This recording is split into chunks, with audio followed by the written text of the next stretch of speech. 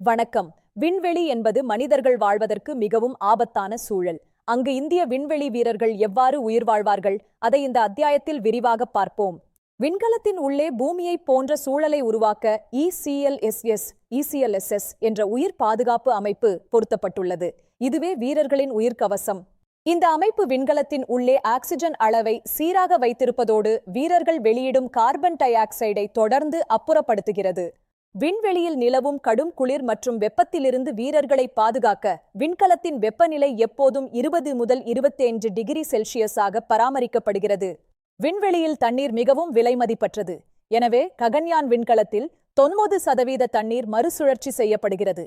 வீரர்களின் சிறுநீர், வியர்வை மற்றும் காற்றில் உள்ள ஈரப்பதம் ஆகியவை அதிநவீன தொழில்நுட்பம் மூலம் சுத்திகரிக்கப்பட்டு மீண்டும் குடிநீராக மாற்றப்படுகின்றன.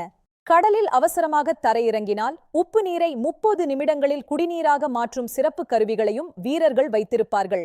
சாப்பாட்டை பொறுத்தவரை இந்திய சுவை மாறாமல் இட்லி, உப்புமா, பிரியாணி மற்றும் மூங்தால் அல்வா போன்றவை விண்வெளி வீரர்களுக்காக தயாரிக்கப்பட்டுள்ளன. நுண் ஈர்ப்பு விசையில் உணவுத் துகள்கள் காற்றில் மிதக்காமல் இருக்க அனைத்து உணவுகளும் செமி ஹைட்ரேட்டட் மற்றும் பேஸ்ட் வடிவில் இருக்கும். டீ, காபி மற்றும் பழச்சாறுகள் சிதறாமல் குடிக்க சிறப்பு உறிஞ்சு குழாய்கள் கொண்ட பைகளில் அடைக்கப்பட்டுள்ளன. ரொட்டி போன்ற உணவுகள் தவிர்க்கப்பட்டுள்ளன. கழிவுகள் அனைத்தும் பாதுகாப்பாக சேகரிக்கப்பட்டு விண்கலம் மீண்டும் பூமிக்கு வரும்போது வளிமண்டலத்தில் எரித்து அப்புறப்படுத்தப்படும். வீரர்கள் அணியும் ஆரஞ்சு நிற விண்வெளி உடைகள் அவர்களுக்கு ஆக்சிஜன் வழங்குவதோடு விபத்து காலங்களில் அவர்களின் உயிரை காக்கும் கவசமாகவும் செயல்படும். விண்வெளியில் தசை மற்றும் எலும்பு வலிமை குறையாமல் இருக்க வீரர்கள் தினமும் விண்கலத்தின் உள்ளே உடற்பயிற்சிகளை மேற்கொள்ள வேண்டும். மிகவும் குறுகிய இடத்தில் பல நாட்கள் தங்கியிருப்பதால் ஏற்படும் மன அழுத்தத்தை குறைக்க யோகா மற்றும் தியான பயிற்சிகளும் அவர்களுக்கு வழங்கப்பட்டுள்ளன. பெங்களூருவில் உள்ள இஸ்ரோவின் சிறப்பு மையத்தில் வீரர்கள் விண்வெளி பயணத்தின் ஒவ்வொரு நொடியையும் எதிர்கொள்ள பயிற்சி பெறுகிறார்கள். எடையற்ற நிலையை அனுபவிக்க பாரபோலிக் பிளேட் எனப்படும் சிறப்பு விமான பயிற்சிகள் அவர்களுக்கு ரஷ்யாவில் வழங்கப்பட்டன.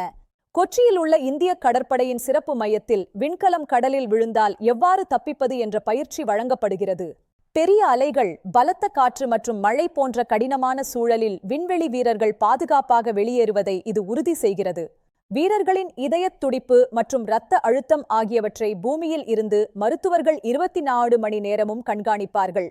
கணினிகள் செயலிழந்தால் கூட விண்கலத்தை மனிதர்கள் நேரடியாக கட்டுப்படுத்தும் வசதிகளும் இதில் உள்ளன. ஒவ்வொரு சிறு தொழில்நுட்பமும் விண்வெளி வீரர்களின் பாதுகாப்பை மையமாக வைத்தே இஸ்ரோவினால் வடிவமைக்கப்பட்டுள்ளது. ககன்யானின் இந்த அனுபவம் எதிர்காலத்தில் இந்திய விண்வெளி வீரர்களை நிலவு மற்றும் செவ்வாய் கிரகத்திற்கு அழைத்துச் செல்ல உதவும். இந்தியாவின் முதல் விண்வெளி வீரர்கள் விண்ணில் கால்பதிக்கும் அந்த வரலாற்று தருணத்திற்காக நாடே காத்திருக்கிறது. விண்வெளி வீரர்கள் தங்கும் அந்த விண்கலத்தின் உள்ளே என்னென்ன வசதிகள் இருக்கும், அதை அடுத்த பகுதியில் பார்ப்போம். நன்றி.